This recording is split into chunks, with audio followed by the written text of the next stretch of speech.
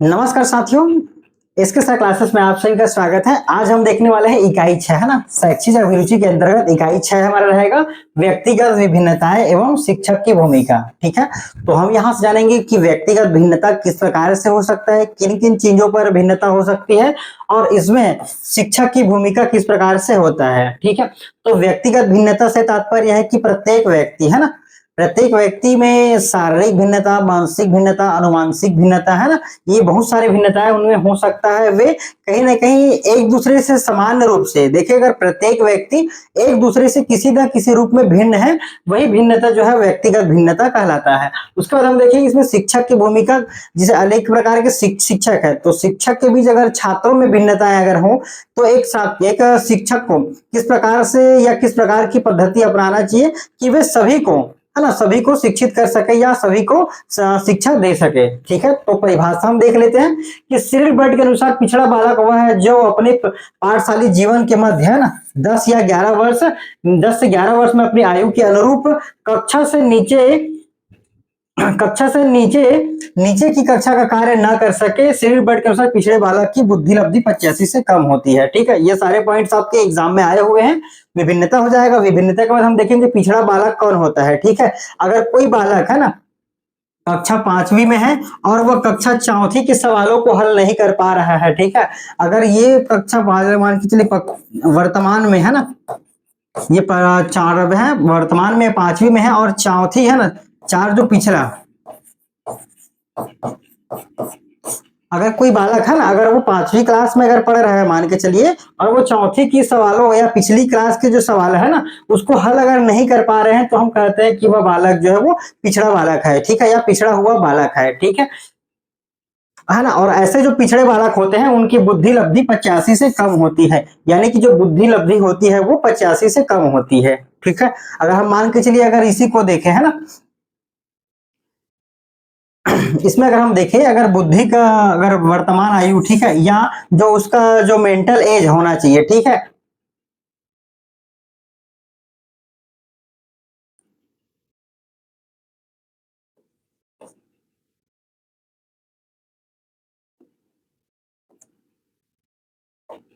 हम यहाँ पर देखेंगे उसका जो मेंटल एज है, ठीक है, वो चौथी के बच्चे की तरह है और उसका वर्तमान जो आयु है, ठीक है, वो 5वीं की आयु का है। ठीक है, तो यहाँ से हम गुना अगर 100 कर लेते हैं, ठीक है, 100 अगर कर लेते हैं तो यहाँ से एक कम और ये आपका 20 बार में। ठीक है, तो 20 चौक क्या हो जाएगा 80।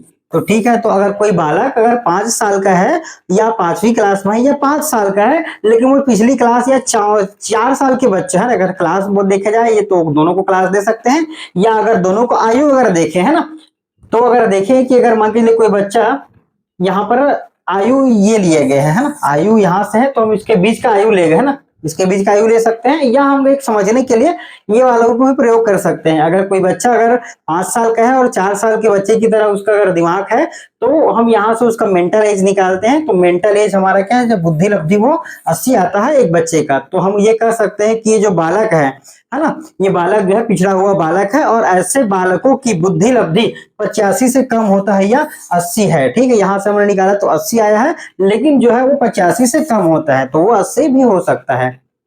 अब यहाँ पर देखेंगे विशेष आवश्यकता वाले बच्चों का विशिष्ट बालक भी कहा जाता है। ठीक है,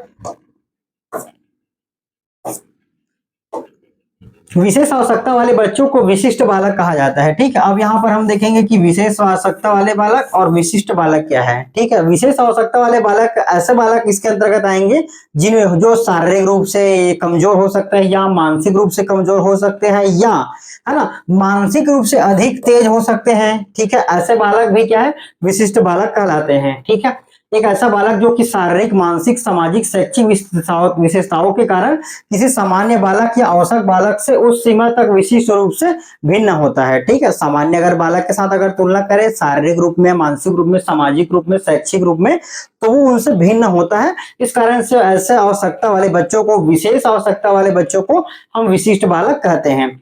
पिछड़े बालकों की बुद्धि लब्धि 80 से 90 के बीच होता है। ठीक है, यहाँ से देख लेंगे, जिसका कारण इनके सीखने की गति भी धीमी होती है। ठीक है, पिछली क्लास में हमने बताया था बुद्धि वाले क्लास में कि जो अगर सामान्य की अगर हम बात करें तो 90 से 100 या 110 के बीच हमने बताया था, ये आपका सामान्य बालक होगा। उसके बाद जस्ट हम नीचे बताया था 70 से 90 के बीच का बताया हुआ था ना, तो ये उसके बाद फिर हमने 50 से ये 71 से, है ना, ये 70 तक बताया था। तो इनको समझाया जा सकता है, इनको प्रशिक्षित किया जा सकता है। और जिनका 50 से भी अगर कम होता है ना, तो ये वाले का आपको इसको कुछ समझाया नहीं जा सकता। ठीक है,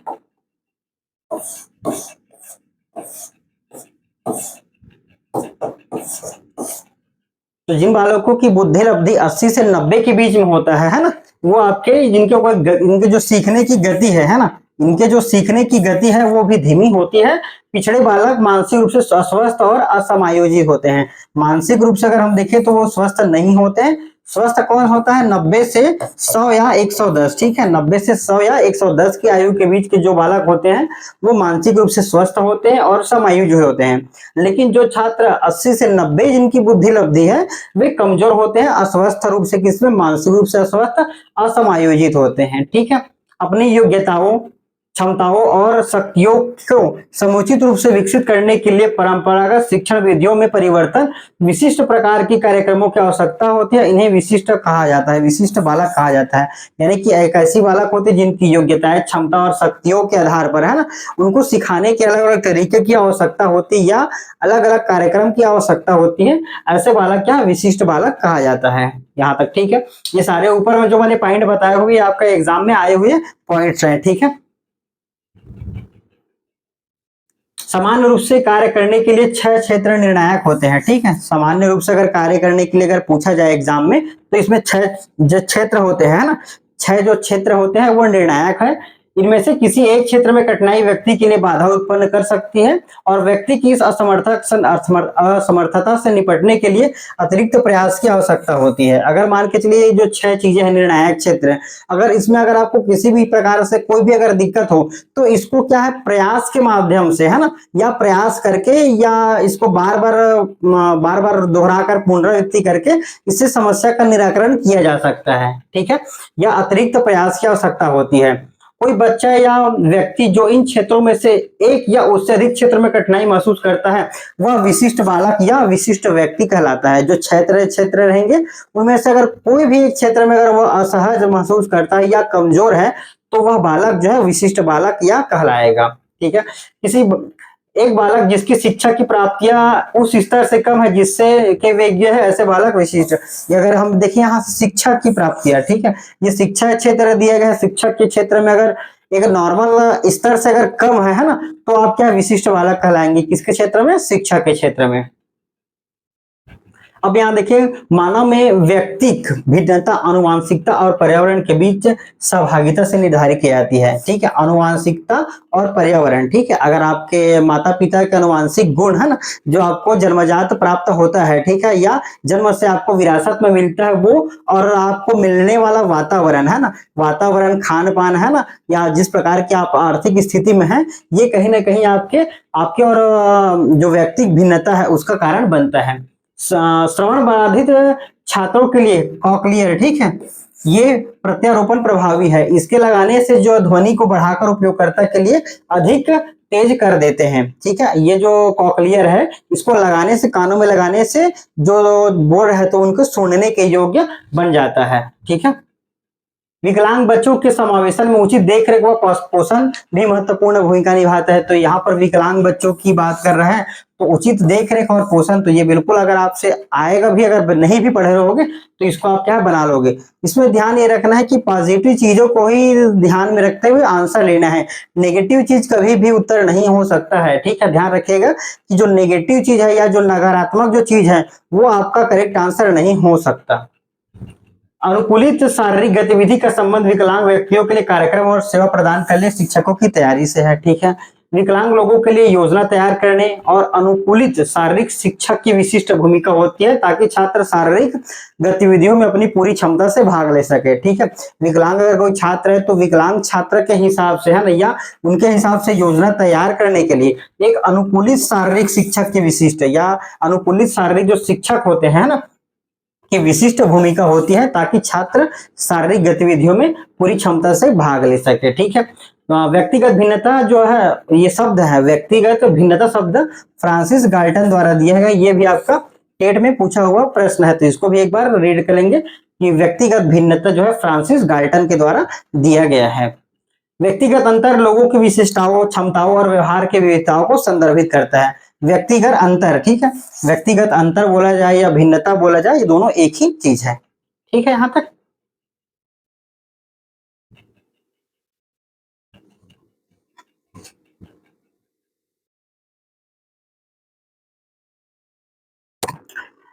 इसमें हम देख रहे थे, फिर नेक्स्ट हमारा आया था प्रतिभाशाली बालक। ठीक है, तो प्रतिभाशाली बालक हमने ऊपर देखा हुआ है ना, या विशेष बालक है ना, ये हमने ऊपर देखा हुआ। तो उसके बाद हम देख रहे हैं कि प्रतिभाशाली बालक है ना, तो इसको परिभाषित किया गया अलग अलग द्वारा, अलग अलग प्रकार से परिभाषित किया गया है। ये उतना अभी तक पूछा नहीं गया है, लेकिन इसको एक बार रीड कर लेंगे। फिर जैसे स्किनर और हैरीमैन के अनुसार इस शब्द का प्रयोग 1% बालकों के लिए किया जाता है जो सबसे अधिक बुद्धिमान है। ठीक है, ये जिसे बोल रहे हैं स्किनर और हैरीमैन। ठीक है, स्किनर और हैरीमैन के से याद रखेंगे कि केवल ये बोल रहे हैं कि 1%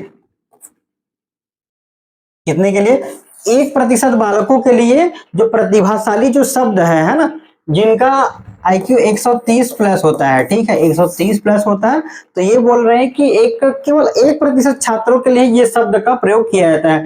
क्रो एंड क्रो के अनुसार हम देखेंगे कि वे बालक जो कला, गणित, संगीत, अभिनय आदि में से एक या एक से अधिक क्षेत्र में विशेष योग्यता रखते हैं।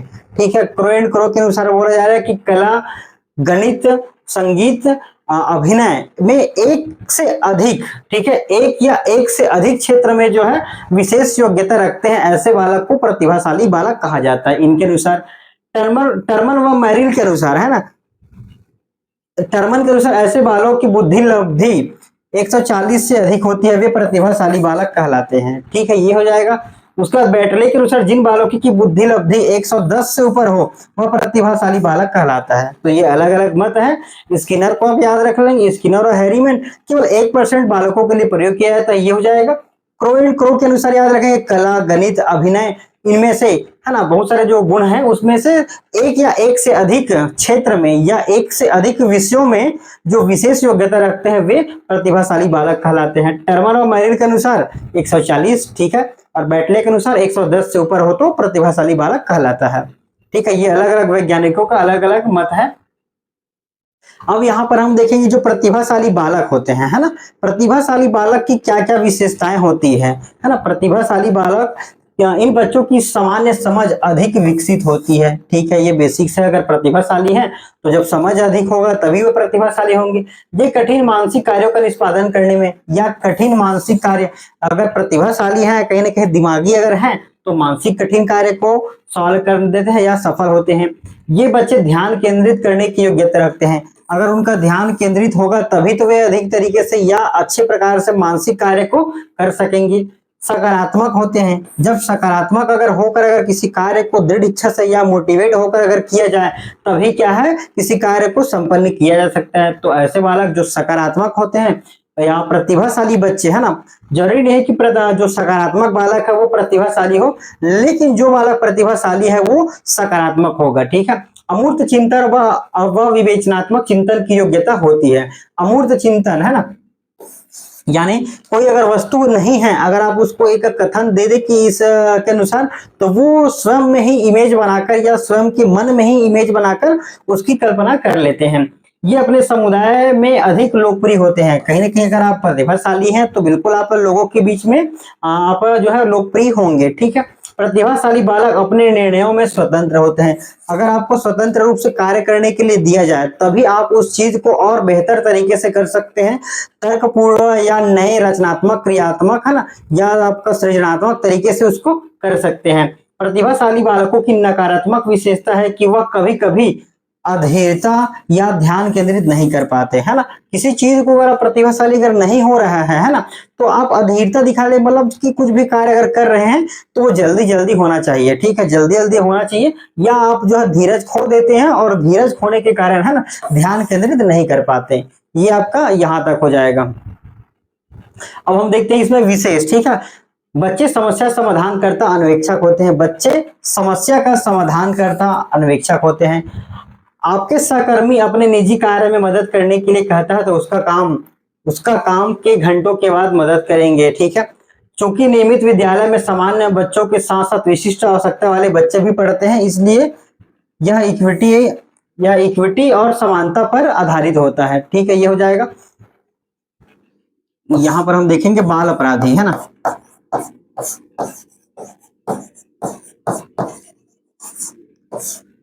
नेक्स्ट हम देखेंगे कि बाल अपराधी क्या होते हैं या समस्यात्मक बालक, ठीक है। समस्या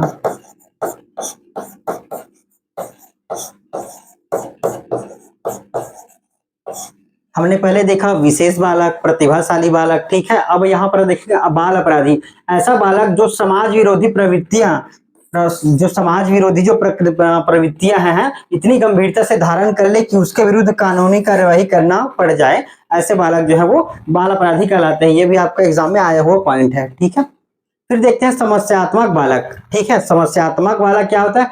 वेलेंटाइन के अनुसार, है ना, ये वेलेंटाइन बता रहे हैं कि समस्यात्मक बालक कैसे होते हैं। समस्यात्मक बालक सामान्यतः समस्या उत्पन्न करने वाले बालक को कहते हैं। ऐसे बालक जो समस्या उत्पन्न करते हैं ना, जो अनेक प्रकार की समस्या उत्पन्न करते हैं, वे समस्यात्मक बालक कहलाते हैं। जिनका व्यवहार अथवा व्यक्तित्व किसी बात में गंभीर रूप से असामान्य होता है ना। शिक्षक द्वारा समस्यात्मक बालक को उचित परामर्श देना चाहिए, ठीक है। ये आपका पॉइंट है, ये भी आपका यहाँ से आया हुआ क्वेश्चन है, ठीक है।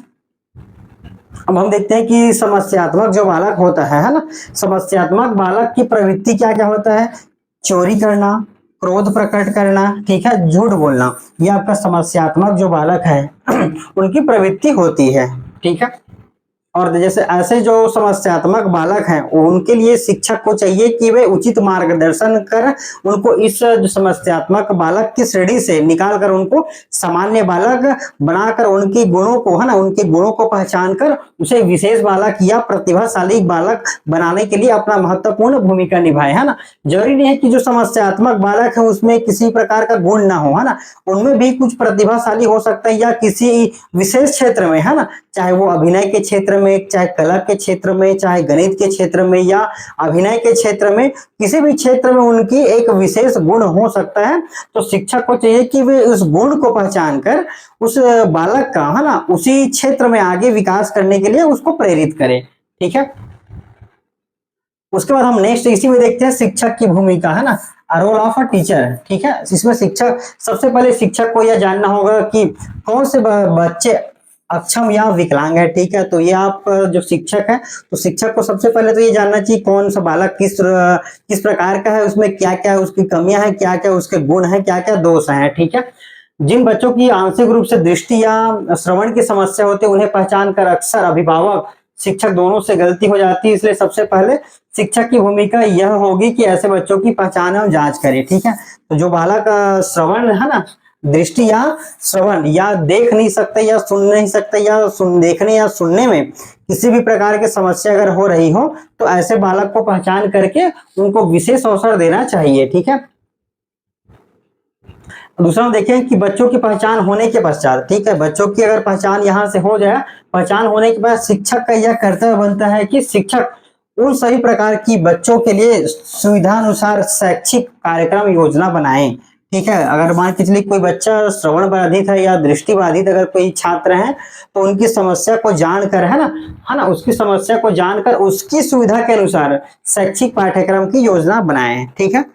बच्चों को उचित सामग्री प्रदान की जाए। अगर मान के चलिए कोई छात्र है ना, अगर वो देख या सुन नहीं सकता तो उनकी सुविधा के अनुसार, है ना, उनको उचित सामग्री प्रदान किया जाना चाहिए ताकि वे अच्छे से पढ़ लिख सके और शारीरिक क्रियाकलापों में भी भाग ले सके, ठीक है। अच्छे से पढ़ लिख सके और शारीरिक क्रियाकलाप जो होते हैं उनमें भाग ले सके। अक्षम बालक वातावरण के साथ समायोजन करने में कठिनाई महसूस करते हैं क्योंकि अगर वो अक्षम है या शारीरिक रूप से हो या मानसिक रूप से हो या दृष्टिबाधित हो या उनका श्रवण संबंधी अगर कोई हो तो वो कहीं ना कहीं अगर उसमें इस प्रकार की कोई अक्षम है या उसमें कमी है तो वो सामान्य बालकों के साथ एक समायोजन नहीं कर पाते और वो कहीं ना कहीं खुद को अलग या उनसे थोड़ा सा उनको खुद को कमी मानकर खुद को ही साइड कर लेते हैं या किनारे कर लेते हैं। तो शिक्षक को चाहिए कि उनकी आवश्यकता अनुसार, उनकी सुविधा अनुसार, है ना, उनको चीजें उपलब्ध करा के पढ़ने और लिखने के लिए उनको प्रेरित किया जा सके, साथ ही शारीरिक जो एक्टिविटी होती है उनमें उनको भाग लेने के लिए मोटिवेट कर सके। ठीक है। अच्छा बालक वातावरण के साथ समायोजन करने में कठिनाई महसूस करता है, इसलिए उसके समायोजन के लिए शिक्षक को बच्चे के अंदर आत्मविश्वास जगाना चाहिए, या उनको मोटिवेट करना चाहिए, या उनको अधिक अवसर देना चाहिए कि आप इनसे कम नहीं हो, आप भी इनके साथ ये फिजिकल एक्टिविटी कर सकते हो, या आप भी इनसे पढ़ाई या लिखाई में आगे निकल सकते हैं। इस प्रकार से उनको मोटिवेट करना चाहिए। शिक्षक को विशेष आवश्यकता वाली भाषा कक्षा विशेष रूप से सुसज्जित करना चाहिए। शिक्षक को विशेष आवश्यकता वाली भाषा, ठीक है, अगर कोई विशेष आवश्यकता वाली अगर कोई भाषा की जरूरत है तो विशेष रूप से सुसज्जित करना चाहिए। ठीक है, ये पॉइंट हो जाएगा शिक्षक की भूमिका।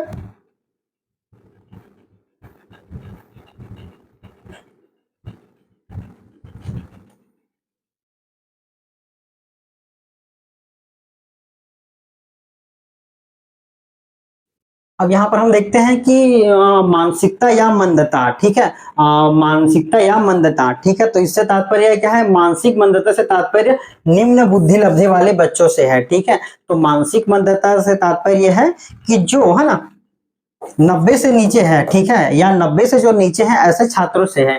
ठीक है, वे बच्चों जिनकी मानसिक आयु शारीरिक आयु से काफी कम है, जिनकी मानसिक आयु पूर्ण रूप से विकास नहीं हो पाया। अगर उनके देखें कि एक जो मानसिक आयु होना चाहिए बट उनकी मानसिक आयु उतना ना होकर उससे अगर कम है ना, तो वो मानसिक मंदता के अंतर्गत आएगा।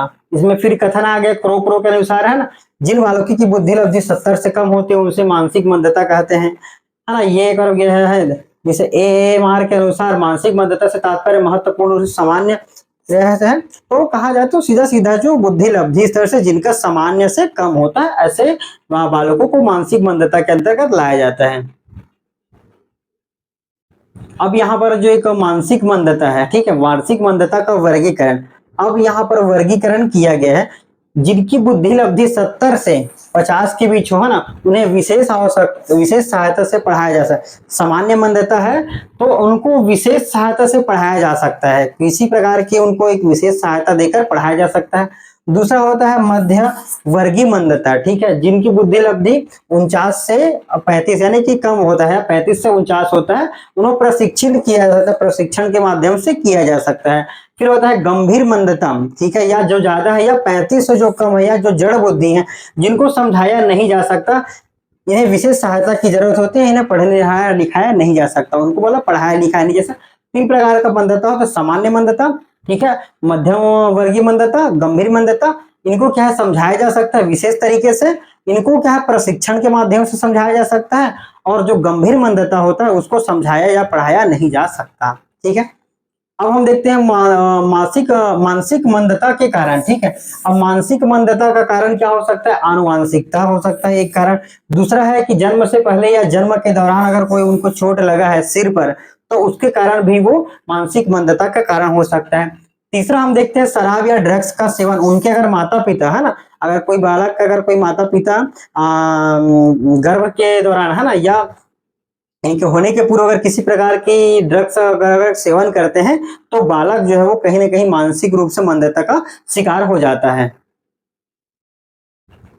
विशेष आवश्यकता वाले बच्चों से आशा ऐसे बच्चों से जो सामान्य के तुलना में थोड़ा समस्या का सामना करते हैं। विशेष आवश्यकता वाले बच्चों को मुख्यतः 5 श्रेणियों में बांटा जा सकता है, यानी कि जो सामान्य से थोड़ा सा अगर कम है तो वो विशेष आवश्यकता वाले बच्चों के अंतर्गत आएगा। और ये जो कमी है वो किस आधार पर निर्धारित किया जा सकता है, इसके लिए 5 श्रेणी है जो दिए गए हैं, इसके अनुसार उनको बांटा जा सकता है। शारीरिक विषमता वाले, ठीक है, सबसे पहले तो शारीरिक रूप से अगर कोई दोष है तो उनका जाएगा।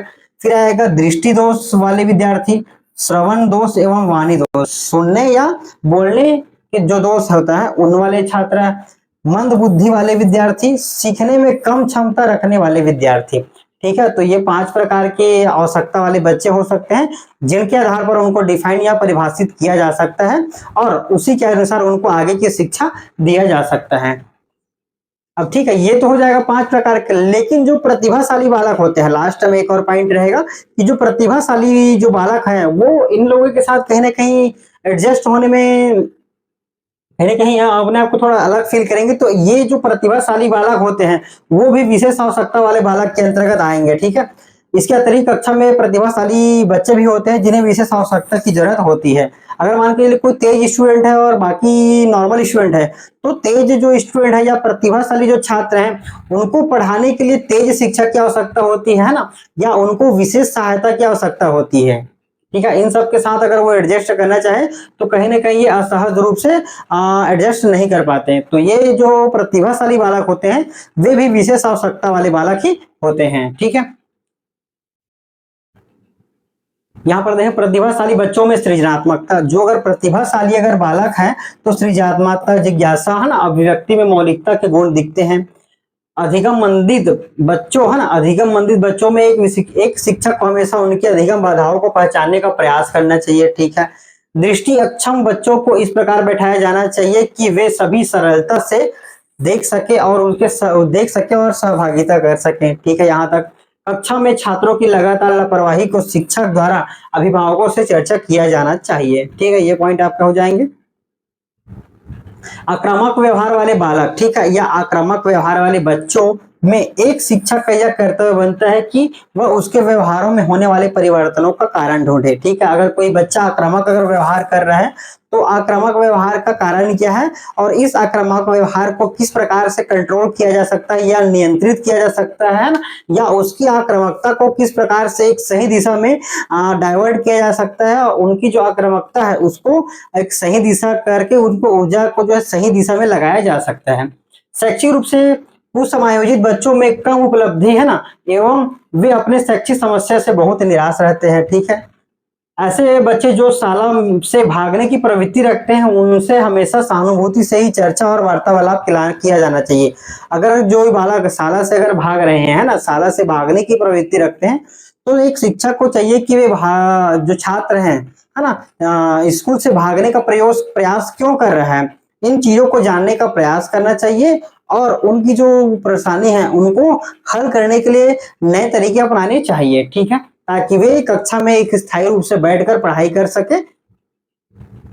समस्यात्मक बालक वे बालक होते हैं जिनका व्यवहार समझना शिक्षक के लिए समस्या हो। ठीक है, विशेष मंदग्राही वाले बच्चों के लिए विशेष अधिगम कार्यक्रम की आवश्यकता की जा सकती है, यहाँ तक। ठीक है, एक शिक्षक का यह कर्तव्य होता है कि वह दूसरों बच्चों का स्वयं कभी ना शोषण करे, ना किसी शिक्षक द्वारा शोषण होने दे। ठीक है, तो एक शिक्षक है तो शिक्षक को ना चाहिए कि छात्र का शोषण करे, स्वयं अपने द्वारा ना हो और जो अन्य शिक्षक है उनके द्वारा भी ना हो।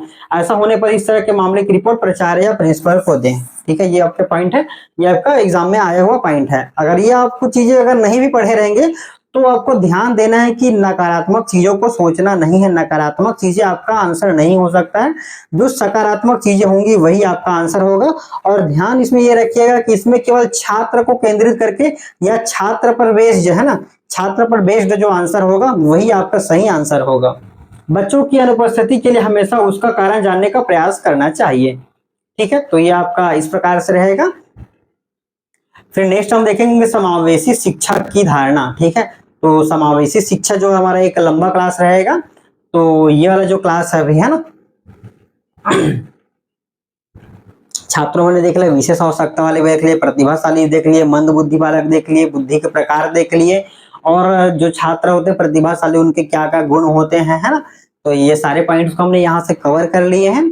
आप ये क्लास अगर आपको कुछ भी अगर डाउट हो है ना, तो आप एक क्लास को फिर से दोगुनी स्पीड से देख सकते हैं। हमने प्रयास ये किया है कि आपको इस टॉपिक से है ना, इस टॉपिक से अगर कोई भी प्रश्न आता है तो आपसे कोई प्रश्न छूटना नहीं चाहिए, इस प्रकार से हमने प्रयास किया हुआ है।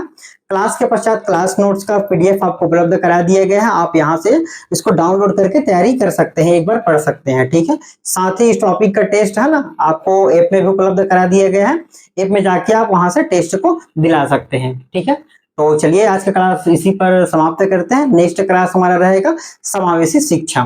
ठीक है, नेक्स्ट क्लास में हम देखेंगे कि समावेशी शिक्षा क्या होता है, छात्रों के लिए किस प्रकार से समावेशी शिक्षा जरूरत होता है, और एक शिक्षक समावेशी शिक्षा के माध्यम से कैसे है ना सभी बालकों को शिक्षा प्रदान कर सकते हैं। ठीक है, तो चलिए आज का क्लास यहीं पर समाप्त करते हैं। ठीक है।